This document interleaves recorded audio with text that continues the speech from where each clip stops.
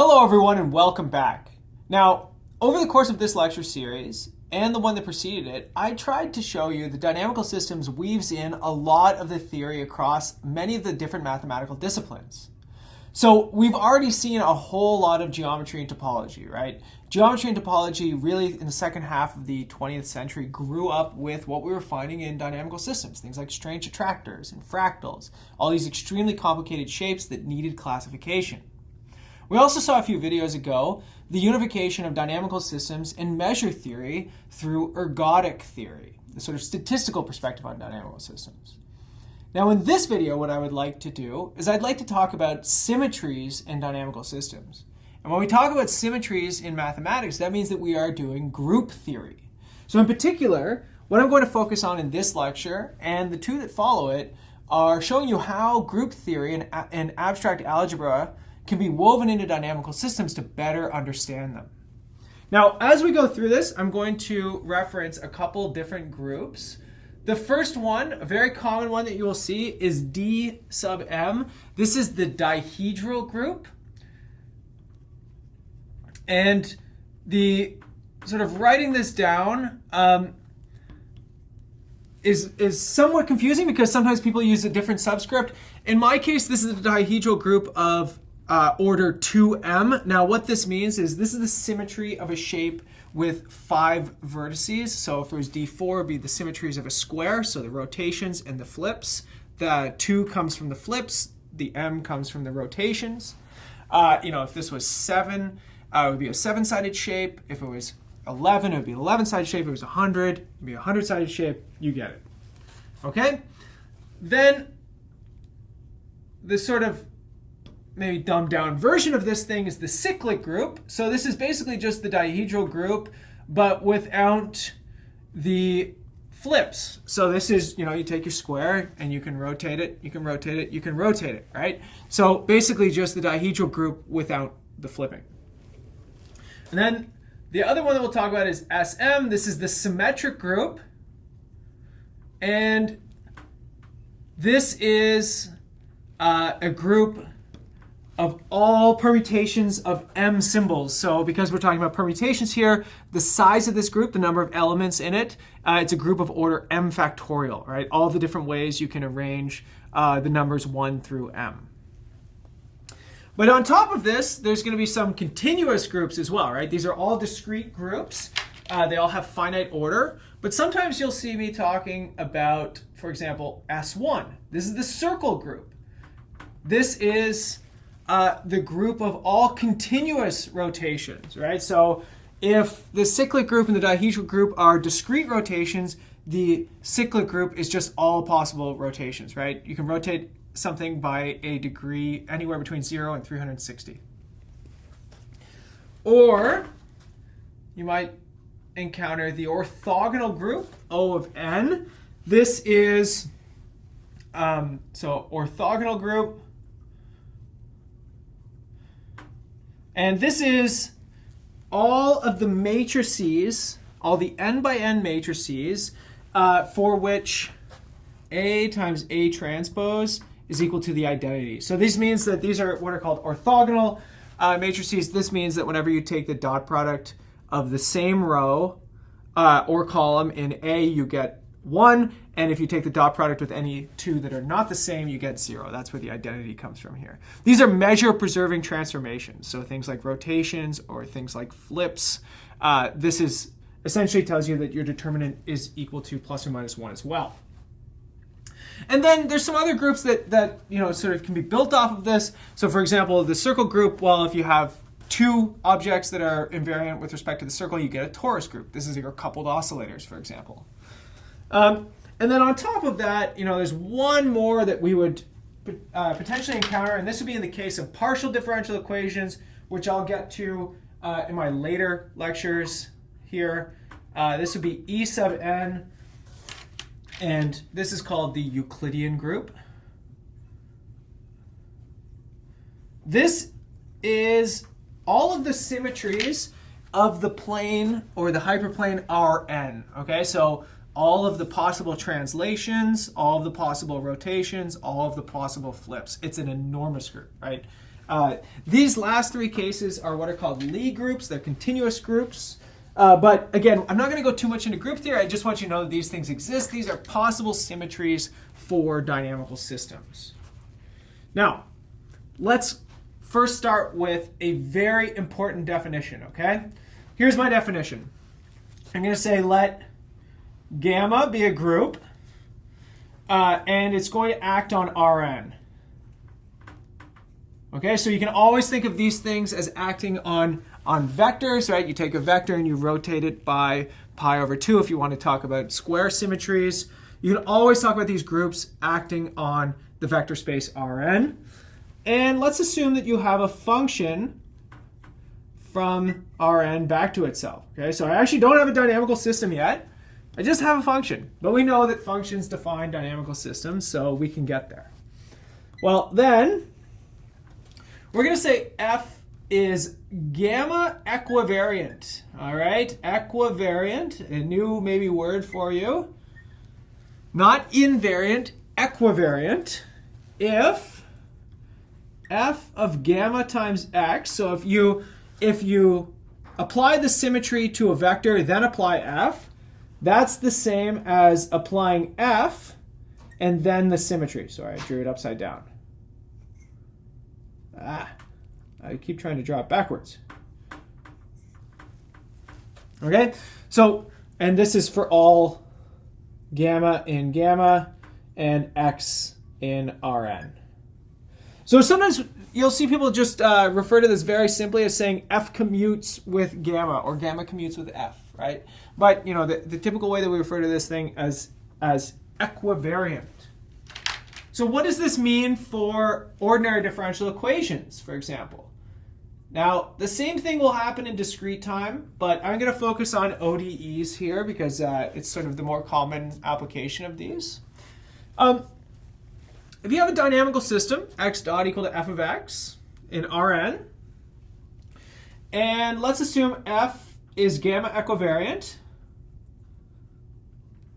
I'm going to do equiv just so that it's a little easier for us to write. Well then, if x of t is a solution, this tells us that gamma x of t is a solution as well.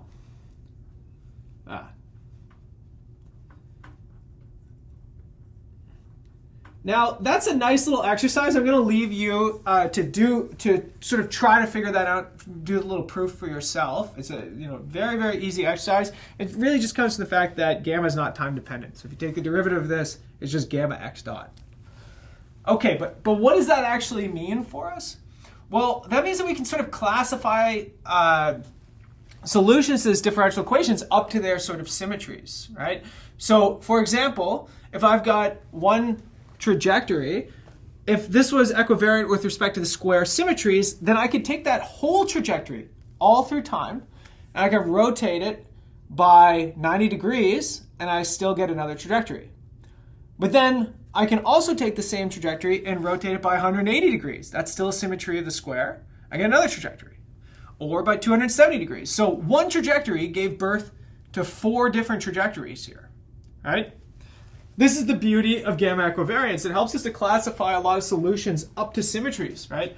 In this case, if we're working with the dihedral group of order 4, we really only have to look at like a fourth of the phase space because everything else is classified up to symmetries.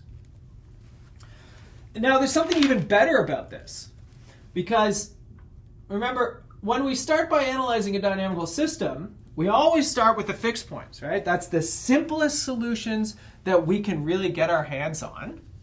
And what is the beauty of a fixed point here? Well, fixed points solve f of x star equal to 0. So gamma equivariance tells us that gamma x star is a fixed point too. Right? Because we just proved that if you have, or we just discussed that if you have equivariance, then solutions are mapped into each other by the symmetries of the system. Well, equilibria, or fixed points, are solutions, and therefore they're also mapped into other equilibria. So one way you could think about this is if we have an odd system. all right? Well, the odd symmetry tells you that solutions come in pairs. They can either be plus or minus, right? A lot of time they come from taking plus or minus of square roots. The only thing that I'm doing here is really sort of generalizing your intuition that you built up from maybe really simple symmetries like plus or minus, these odd symmetries. And they could be really, really complicated, right? They could be the symmetries of a 21-sided polygon. But it's all there. Now, one more thing that I would like to introduce is what's called the isotropy subgroup. All right. So here we go. So the thing with learning symmetric differential equations, or talking about symmetry and differential equations, well, it requires you to port over a lot of machinery from abstract algebra, which means a lot more definitions, right? So there's one sort of downside here, but the upside, in my opinion, is almost limitless. So here's what we're going to call the isotropy subgroup. Well, let's say let V be a vector in Rn. Then we will talk about the isotropy subgroup. We'll call it sigma of V, which is all of the symmetries that leave V fixed. Okay? So I want you to really sort of drill down on something interesting in the name here. That's the word group, right? This thing is a group itself. So if you haven't learned abstract algebra, this is going to be a little bit more advanced than you probably would like it to be. But this thing is itself a subgroup of gamma. Again, try and prove it. It's kind of a cool thing. But what is this? It's just all of the symmetries that leave your vector invariant. Okay? So for example, if you have something in 2 dimensions and you have a symmetry that flips you over the y-axis, right? Nice little simple, it's basically like a version of an odd function, but in 2 dimensions. Well, what would be the isotropy subgroup? Or sorry, what vectors would be fixed by this symmetry? Anything that's on the y-axis, right? Because it's nothing to flip over, right? So if I pick any vector on the y-axis, then its isotropy subgroup is all the flips. Okay? Let me give you a more complicated example. Let's actually do one with a dynamical system. I'm going to give you a nice 3D dynamical system. X dot is equal to, I'm going to put a parameter in it too to make it even more fun, lambda x minus, now x plus y plus z plus x squared. Y dot is equal to lambda y minus x plus y plus z plus y squared. And z dot is equal to lambda z minus x plus y plus z plus z squared. So the first thing that you should ask yourself is, what is the symmetry group associated to this, right? So it probably doesn't take you a whole lot. You probably didn't need a whole lot of heavy machinery or even equivariance to look at this thing and know that you can just permute x, y, and z in any way you want and you still get the same system, right? If I switch all the y's and z's, or y's and x's, I get exactly the same system just with y dot written first, right? Or I could, take x and replace it with y, y replace it with z, and z replace it with x. Still get the same system, just written in a different order. So I can permute this any way that I want. It's actually an S3 equivariant system. S3, so it's the symmetric group. All of the permutations on 3 symbols. In this case, our 3 symbols are x, y, and z. Now, what does this...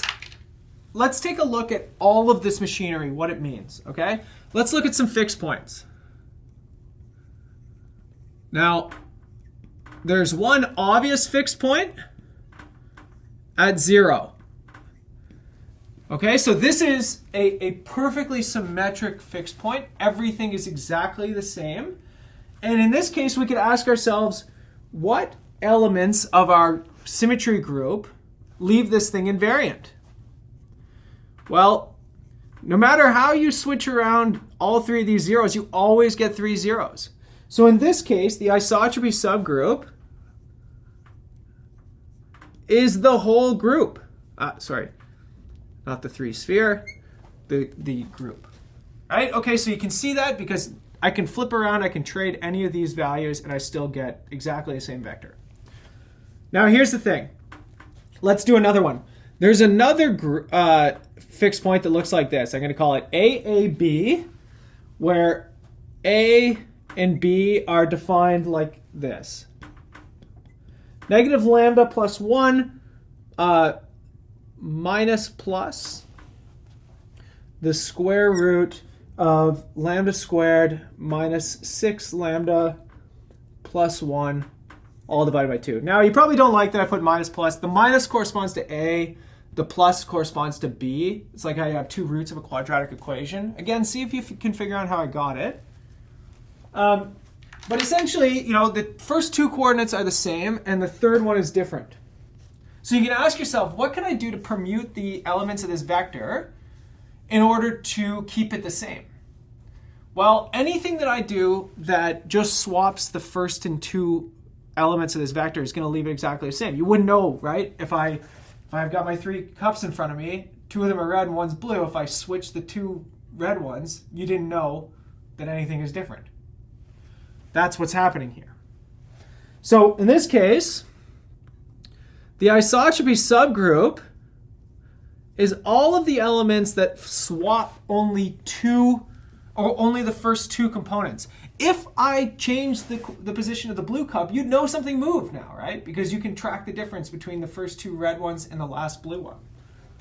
So in this case, this is the group generated by just changing the first two symbols. Now again, you might have to review a little bit of group theory to remember how you write this thing. This means just flipping around 1 and 2. This means the group generated by it. But there's more. Fixed points are mapped into each other by symmetries. So I can permute this, right? And there's other fixed points. So other fixed points. Well, what's one of them?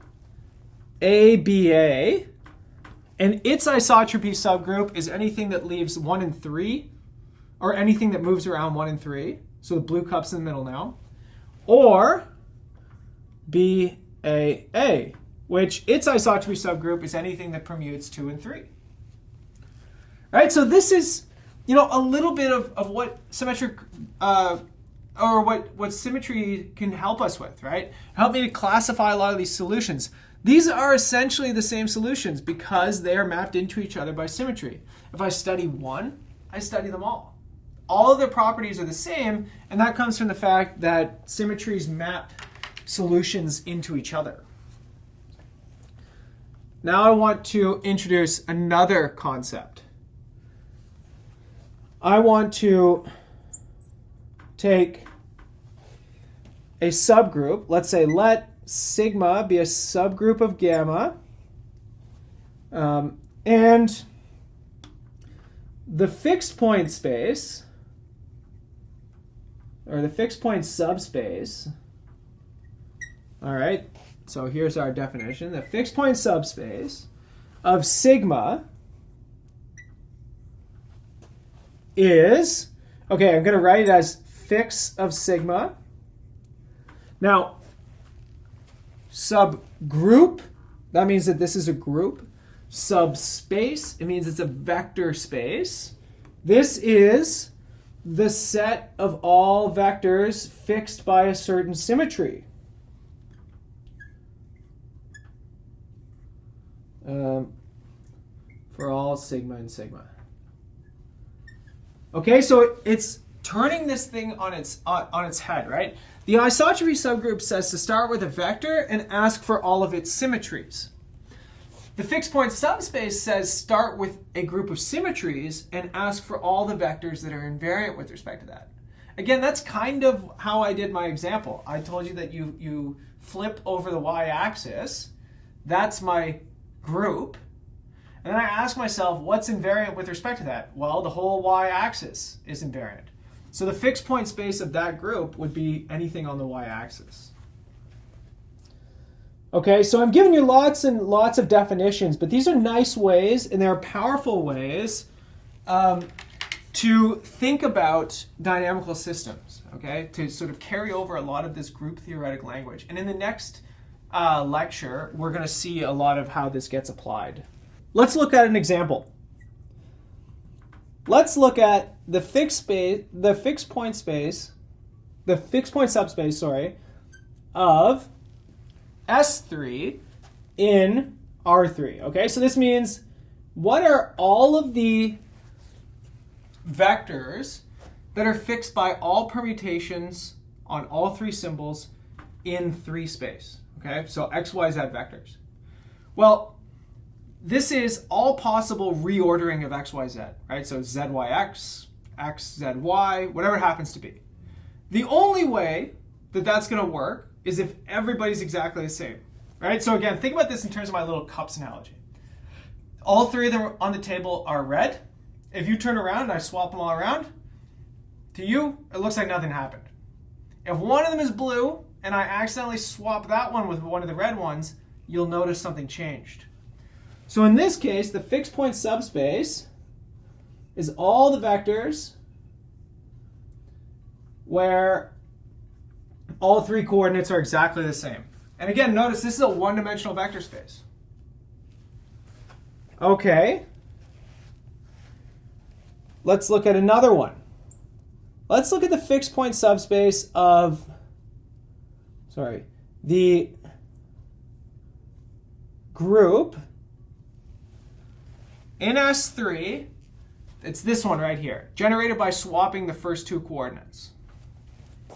Well, again, we've kind of already seen it, right? It's whatever the first 2 coordinates can be the same, but the third one could be different, right? So in this case, it's a 2-dimensional fixed point subspace because all you need is the first 2 coordinates because those are the only 2 that are getting swapped. My first 2 red cups and my blue cup. Now, here's a nice little theorem that I think is very interesting. And I'm not going to put a proof of this in. I want you to try and prove it. Most of these things are simple enough that I think you can prove it. I would highly recommend trying to prove this is an actual subspace, like a vector space, right? So it satisfies the scalar multiplication property. It also satisfies the addition property. It has a 0 vector. I would try and prove that this is a subgroup. Again, that's a nice exercise, especially if group theory is one of your weaknesses in math, like me. And here's a nice one. Let F from Rn to Rn be gamma equivariant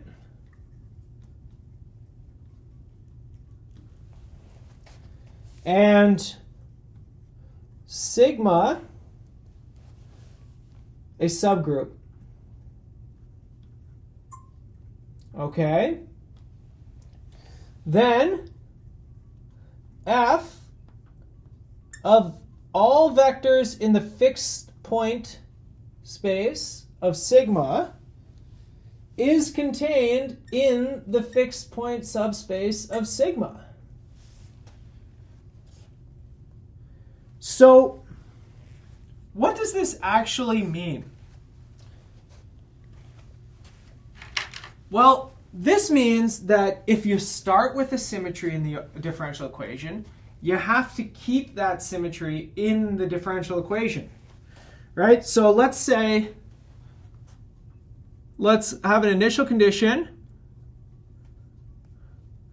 and x0 is in the fixed point space of sigma for some subgroup. So for example, it could have maybe the first 2 coordinates equal to each other.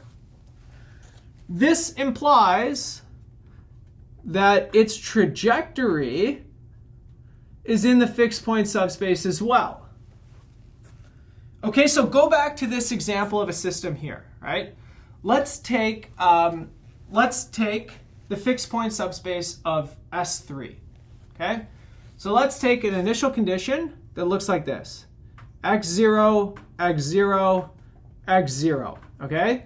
So this belongs to the fixed point subspace of S3 in this system right here. Now, what I'm doing is I'm starting x, y, and z all at the same value. What this theorem here shows is that x, y, and z keep the same value for all time. It's basically a one-dimensional system. And that comes from the fact that you're stuck in a one-dimensional fixed point space. Now, you could have done this maybe without the language of bifurcation or without the language of group theory, because you could see that if you set x, y, and z all equal to each other, you just get one system. You know, x is equal to lambda x minus 3x plus x squared. But this goes further, right? I could instead do this. What if I started with this initial condition? x0, x0, y0.